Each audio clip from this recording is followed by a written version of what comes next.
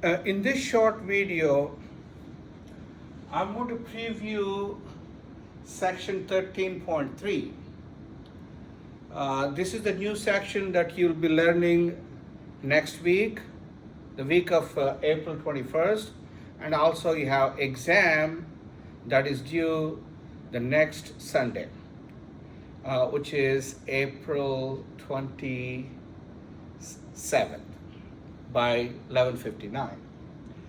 So let me talk about, let me give you a quick preview of section 13.3. In this section, you're going to learn two new things. One, how to find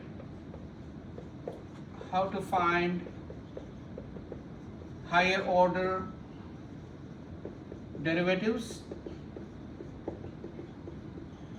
So far, you learned how to find derivative of a function. In this section, we're going to extend that idea to find the second derivative of a function, which is the derivative of derivative, third derivative, fourth derivative, and so on and so forth. That's one topic. Second topic is concavity of a function. Concavity of a function. How to determine the intervals of concavity of a function. So briefly, let's talk about the higher order derivatives. So for example, so let's say you have a function f of x equals x cubed plus 3x squared minus 6x minus 7. This is your function. So what is f prime of x? That's your first derivative. First derivative.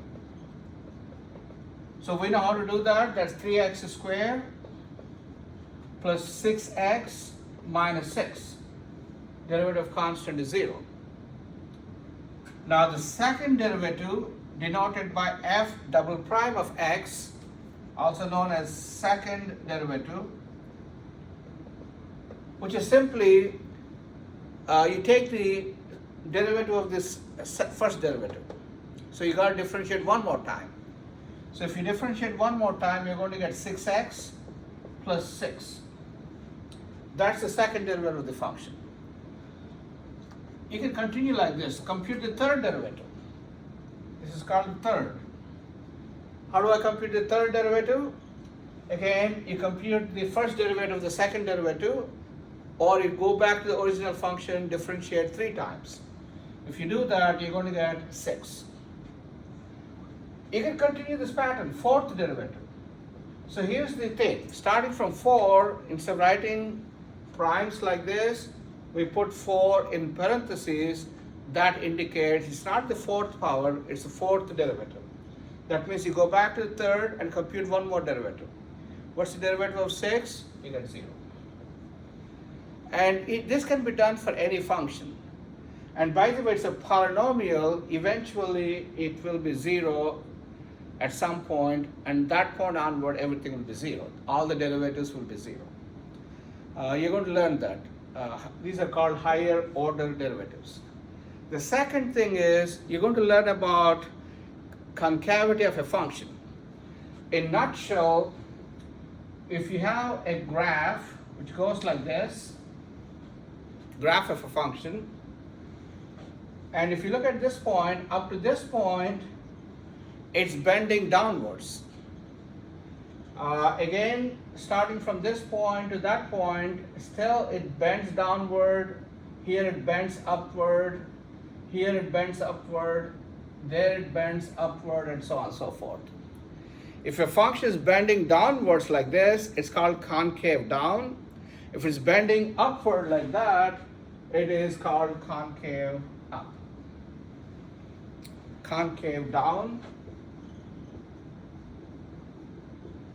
and concave up.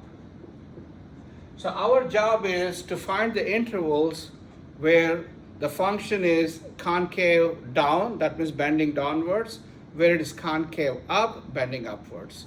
And that can be done by looking at the second derivative of a function. That's why these two concepts are related. And you're going to learn these things quite a bit in section 13.3. So I suggest you to watch the full video to understand the concept. And I'll come back to you with some more examples from section 13.3 and also preview of the following sections next week. Thank you. Bye.